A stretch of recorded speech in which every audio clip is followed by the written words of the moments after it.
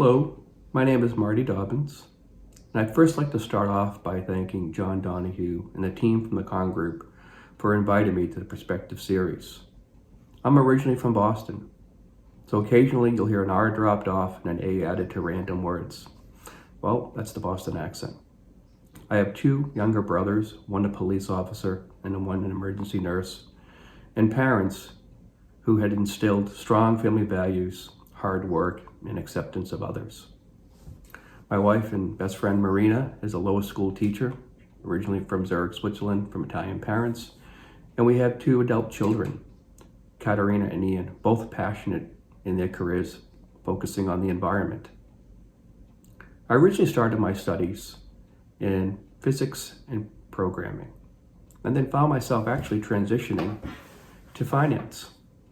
Little did I know that having these three studies would actually help me inform the basis of my career. My first assignment out of college was in accounting, and where we were doing a lot of manual activity, a lot of paperwork, and working under a lot of time deadlines. I knew there had to be a better way of doing this, and it presented a solution to my manager, who was very supportive and embraced the idea. And through this, we were able to present the work in a more accurate, more timely manner. That became the start of many other initiatives. I had the opportunity to go to work for State Street Corp early in my career. And back in the mid-'80s then, they were a growing firm, really starting to grow out and focusing on financial services and internationally. And found myself in the business group working on more complex investment structures, security structures. And through that was also focusing on some ways to help improve that, because we were growing and all the different types of structures in a manual environment. This actually led to an opportunity to transition into our technology group, whereas for the next 3 years I helped develop some of our more advanced software and had the opportunity to deploy the software as well.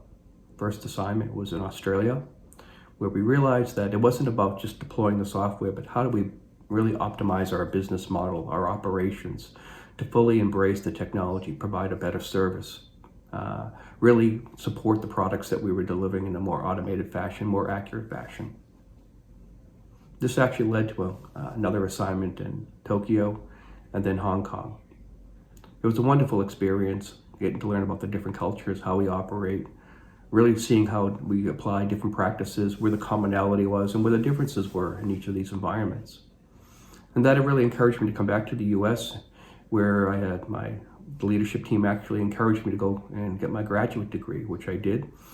And through that, actually, my thesis paper was to focus on optimization and looking at the business models that we're running today, especially as we were growing and the changes were significant.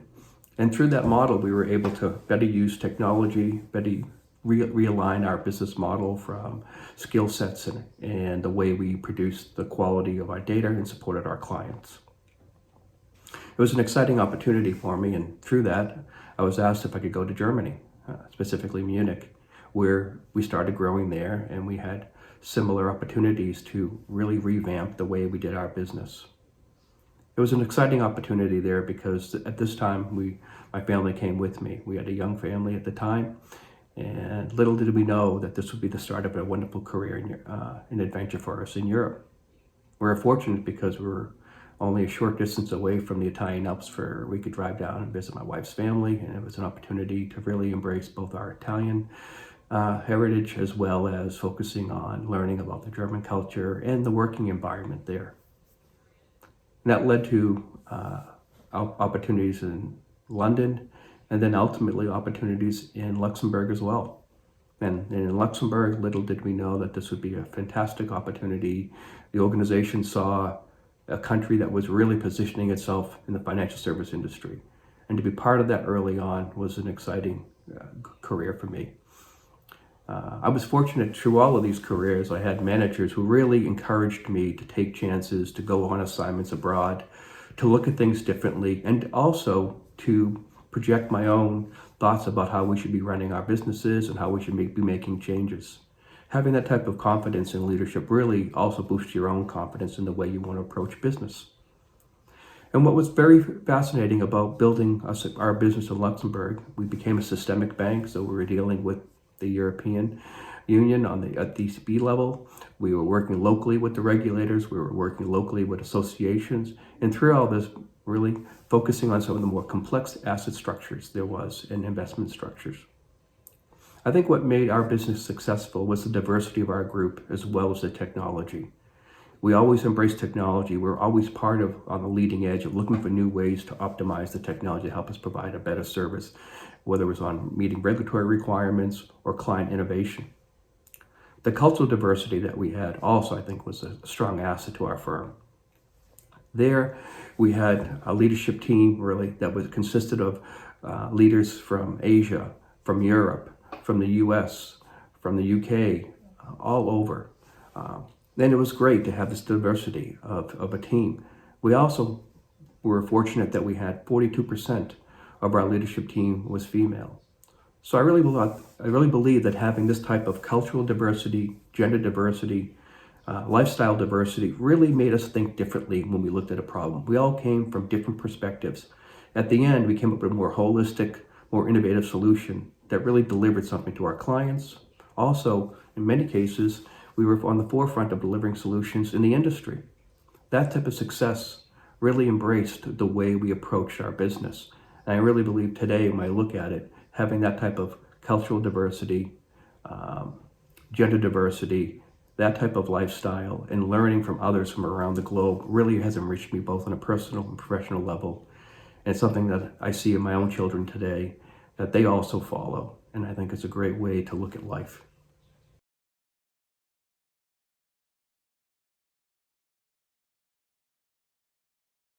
What do I care about? I care about the environment and the way we're looking at it today. I care about people. To me, most importantly, people is a key aspect of my life, both on a professional and personal level. I think the way we engage people, how we respect people, how we're open-minded to ideas from others as well is important. On a professional level, I really believe as a good leader, you need to be open to constructive criticism. Encourage people to think about and challenge you and challenge collectively the team of how we should be looking at things. We should never feel as though that people cannot have a voice. This is also, I think, something strong for me when I look at the way we engage people at all different levels of the organization. Many of the best ideas would come from our staff as well. So encouraging people at all levels, interacting with people throughout the organization, developing trust and respect for them, I think is part of a successful career for me. Something that I've cherished, learning about other people and their backgrounds and listening to how they look at problems, how they address situations. It's always been something that you take back and you realize there's more than one way to do it. Not necessarily our idea will be the best, but also being open-minded and surrounding yourself with good, smart people is also a part of a key aspect of being successful. And also on a personal level, having that type of diversity and engaging with people and respect to them, it's much more enjoyable. You learn from them. You learn new hobbies. You engage more. You see more adventures. So again, it's around the people, experiencing life through them and engaging with them and opening your own life to be enriched, I think is really key. On the environment, it's also just as important for us as well. Today's environment, when we focus on ESG, there's many aspects of it. Clearly, there's the environmental, and we see more and more focus, thank goodness, continuing on in this area. And then we look at ESG, we also look at the social and governance part of it, our social responsibility. Again, I go back to people. It's about how we respect people, the ethics, the values that we instill as leaders, as managers in our own teams, in our own homes. We set an example at times. The way we engage and respect with people, the way we make decisions is very important. Always feel proud about how you make a decision, knowing that the most important part of it is that you focused on your values, your ethical decisions. To me, that's part of ESG. It's part of good governance. It's part of good values, not just in your professional career, but on your everyday career as well, how you live your life. Having that type of approach, you can walk around with your head held high, knowing you're engaging people, respecting people, and really just enjoying life at the end of the time.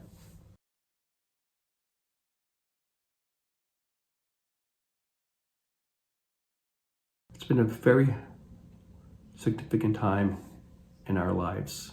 The global pandemic has brought a tremendous amount of uncertainty and stress, and really unknowns.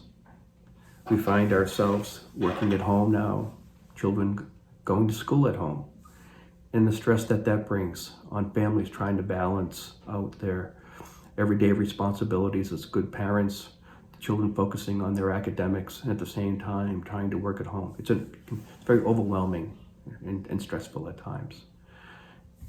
I see it's more important that during all this that what allowed me to reflect on was people, family, friends, and colleagues. Just knowing how this environment has been, checking in with them, where we can support them more, where can we be more flexible to help them out. As a board member, that's one of our priorities too, not just focusing on the governance as well as the operations, but making sure we're focusing on the people.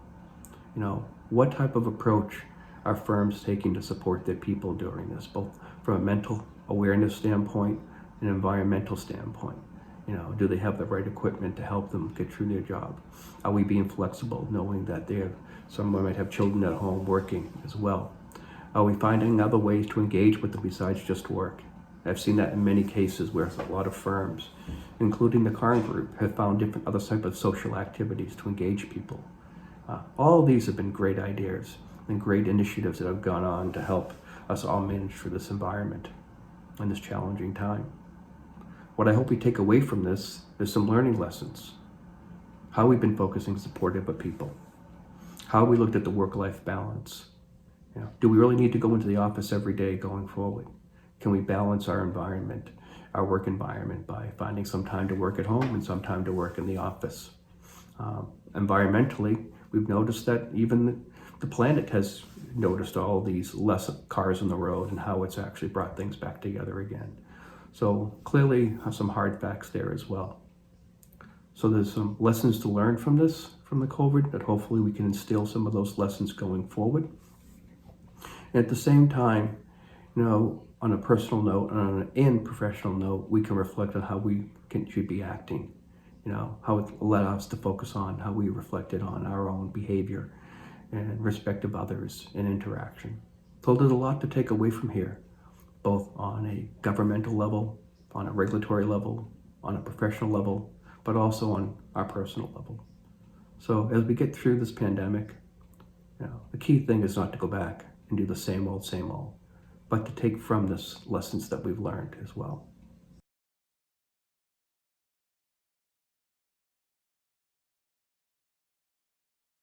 Well, up to this point, I feel pretty privileged. I've been able to have a wonderful career as well as a wonderful life. On a professional level, being able to work and have the career opportunities throughout Asia, throughout the US, and Europe has been amazing. Whether it's been in our technology areas, whether it's helping to build businesses, being the CEO of a bank, and now being a board member and supporting firms. On a personal level, living in these countries, my family and I, we've been enriched by the diversity, and we've learned so much and allowed us to really look at life and from many different angles and many perspectives. It has enriched us in many ways. As I look forward, I'm hoping to take these experiences and support others in this. I really do see technology as a key to the way we are advancing in the financial services industry. We need to be more focused on how we implement the technology, how we leverage technology in our organizations. I really believe it will provide a higher quality, not just a higher quality of data, but more accurate data and more value in the way we now look at that data as well, to support regulations, to support the governance, to support product innovation. Many things will come out of the way we embrace the technology. But alongside that, I'm hoping to also support the development of managers, the development of teams and firms, having the opportunity to help our locations around the globe. In many ways, my previous firm allowed me to help build our businesses. It's that experience that I want to be able to bring and support other firms, other startups, learn from both the experiences, but also from the mistakes as well. It's taking that type of mentoring and coaching that I think will be more embracing, more open-minded in the way we grow businesses, both developing the future leaders. So as I look forward, that's the type of future that I want to have. Being on the boards, most recently being on the board for Sacred Heart University, also allows me to give back on an academic level. Supporting the professors there, supporting the university will also be our future leaders. So it's really combining, focusing on contributing both on an industry level, on an academic level, and on a professional level. To me, having a future with all of those three will continue to be very rewarding, embracing, and giving back at the same time.